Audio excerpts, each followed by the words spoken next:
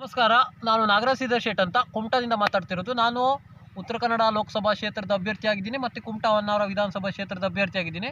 ವಿಷಯ ಏನಂದರೆ, ನಾವು ಈಗಾಗಲೇ ಒಂದು ಇಲ್ಲಿ ಕುಮಟಾದಲ್ಲಿ ಸಾರ್ವಜನಿಕ ಆಸ್ಪತ್ರೆ ಏನಿದೆಯಲ್ಲ, ಅದರ ಬಗ್ಗೆ ಸ್ವಲ್ಪ ಸಂಕ್ಷಿಪ್ತವಾದ ವಿವರಣೆಯನ್ನು ಕೊಡ್ತೀನಿ. ಯಾಕಂದರೆ ಕುಮಟಾ ಸಾರ್ವಜನಿಕ ಆಸ್ಪತ್ರೆ ಏನು ಒಂದು ದೇವಸ್ಥಾನ ಥರದ್ದು ಮಾಡಿಬಿಟ್ಟಿದ್ದಾರೆ ಅವರು. ಯಾಕಂದರೆ ಅಲ್ಲಿ ಒಳಗೆ ಚಪ್ಪಲ್ ತೊಗೊಂಡು ಹೋಗಬಾರ್ದು ಅನ್ನುವಂಥದ್ದು ಒಂದು ರೂಲ್ಸ್ ಮಾಡಿದ್ದಾರೆ.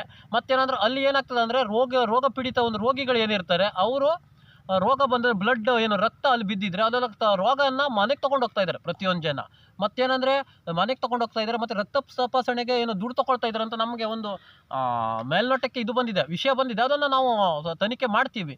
ಮತ್ತು ಮೂರನೇದು ಏನಂದರೆ, ಅಲ್ಲಿ ಇದಾಗ ಮತ್ತೆ ಮಲ್ಟಿ ಸ್ಪೆಷಾಲಿಟಿ ಹಾಸ್ಪಿಟ್ಲ್ ಆಗಿರ್ಬೋದು, ಮೆಡಿಕಲ್ ಕಾಲೇಜು ಆಗಬೇಕು ಇಲ್ಲಿ. ಯಾಕಂದರೆ ಅಲ್ಲಿ ಕುಮಟಾ ಒಂದು ಜಿಲ್ಲೆಯ ಹೃದಯ ಭಾಗ ಆಗಿರೋದ್ರಿಂದ ಅದನ್ನು ಕೂಡ ಆಗಿಲ್ಲ ಇಲ್ಲಿ. ಅದಕ್ಕೋಸ್ಕರ ಹೋರಾಟಗಳು ನಡೀತಾನೆ ಇದ್ರೂ ಕೂಡ ಅದು ಬೋರ್ಗೆರೆತ ಮೇಲೆ ನೀರು ಏನು ಒಂದು ಮರುಭೂಮಿ ಮೇಲೆ ನೀರು ಏರ್ತಿದ್ದಂಗೆ ಆಗ್ತಾ ಇದೆ ಈ ಒಂದು ಹೋರಾಟ. ಅದಕ್ಕಾಗಿ ಮಲ್ಟಿ ಸ್ಪೆಷಾಲಿಟಿ ಹಾಸ್ಪಿಟ್ಲ್ ಆಗಿರ್ಬೋದು, ಇಲ್ಲ ಮೆಡಿಕಲ್ ಕಾಲೇಜ್ ಕುಮಟಾದಲ್ಲಿ ಆಗಲೇಬೇಕು ಒಂದನೇದಾಗಿ. ಮತ್ತು ಎಲ್ಲ ವಿಷಯದಲ್ಲೂ ತಾರತಮ್ಯ.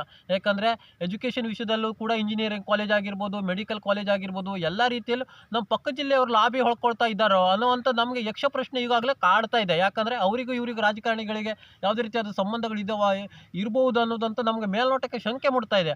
ಆ ಒಂದು ನಿಟ್ಟಿನಲ್ಲಿ ಅದಕ್ಕಾಗಿ ಆದಷ್ಟು ಬೇಗ ನಾವು ಅಧಿಕಾರಿಗಳು ಏನು ಎಲ್ಲ ಗಾಢ ನಿದ್ರೆಯಲ್ಲಿದ್ದಾರೆ. ಯಾಕಂದರೆ ಅಲ್ಲಿ ಕುಮಟಾ ಹಾಸ್ಪಿಟ್ಲಲ್ಲಿ ಏನು ಅವ್ಯವಸ್ಥೆ ತಾಂಡವಾಡ್ತಾ ಇದೆ, ಮತ್ತು ರಕ್ತ ತಪಾಸಣೆಗೂ ದುಡ್ಡು ತಗೊಳ್ತಾ ಇದ್ದಾರಂತೆ.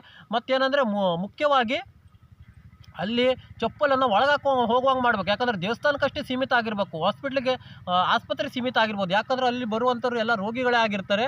ಅದಕ್ಕಾಗಿ ರೋಗಗಳು ಕಾಲಿನ ಮುಖಾಂತರ ಮನೆಗೆ ಹೋಗುವಂಥ ಸಾಧ್ಯತೆಗಳು ಕೂಡ ಇರ್ತವೆ. ಆ ಒಂದು ನಿಟ್ಟಿನಲ್ಲಿ ಅಧಿಕಾರಿಗಳು ಕೂಡಲೇ ಜಾಗೃತರಾಗಬೇಕು.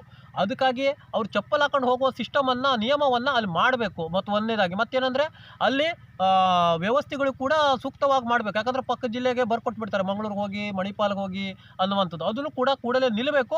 ಆದಷ್ಟು ಬೇಗ ನಿಮ್ಮ ಅಧಿಕಾರಿಗಳು ಗಾಢ ನಿದ್ರೆಯಿಂದ ಎಚ್ಚೆತ್ತಬೇಕು. ಮತ್ತು ಅವರು ಗೋರ್ಮೆಂಟ್ ದುಡ್ಡು ತಿನ್ಕೊಂಡು ಆರಾಮಾಗಿ ಹೊಟ್ಟೆ ಮುಂದೆ ಮಾಡಿಕೊಂಡು ದಿನ ತೆಗಿತಾ ಇದ್ದಾರೆ ಬಿಟ್ಟರೆ ಬಾಕಿ ಯಾವ ಕೆಲಸಗಳು